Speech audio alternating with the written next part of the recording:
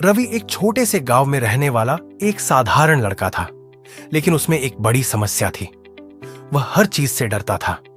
अंधेरे से, असफलता से, लोगों की आलोचना से, यहां तक कि नई चीजें आजमाने से भी। उसके डर ने उसे आगे बढ़ने से रोक रखा था। वह चाहता था कि उसकी जिंदगी बदले, लेकिन उसे समझ नहीं आ रहा था कि कैसे।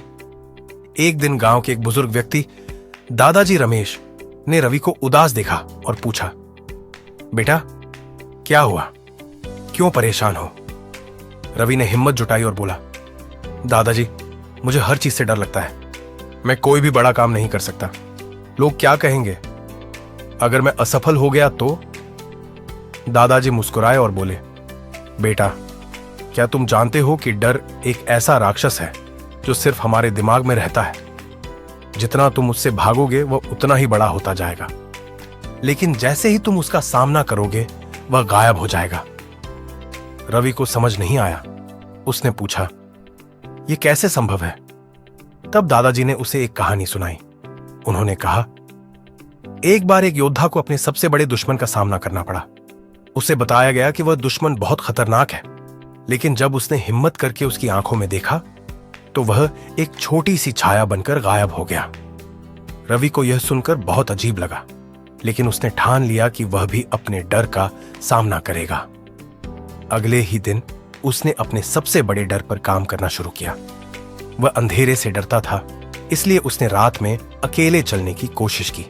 पहले उसे बहुत डर लगा, लेकिन धीरे धीरे वह सहज होने लगा। फिर उसने एक नई प्रतियोगिता में भाग लेने की हिम्मत जुटाई। लोगों ने उसकी आलोचना की, लेकिन उसने परवाह नहीं की और पूरे आत्मविश्वास से हिस्सा लिया। कुछ ही महीनों में रवि का आत्मविश्वास बढ़ने लगा। जो चीजें कभी असंभव लगती थीं, अब वही आसान लगने लगी। उसने सीखा कि डर केवल हमारे मन का भ्रम होता है। सबक: डर का सामना करें। जितना आप डर से भागेंगे वह उतना ही बढ़ेगा। छोटी शुरुआत करें।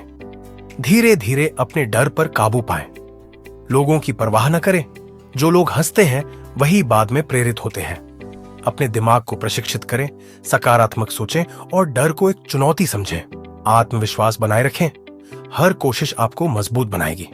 इस तरह रवि ने अपने डर को हराकर एक नई जिंदगी की शुरुआत की। अब वह आत्मविश्वास से भरपूर था और अपनी मंजिल की ओर बढ़ रहा था। याद रखिए, डर एक भ्रम है। जब आप उसे हराने की ठान लेंगे, तब वह खुद ही मिट जाएगा।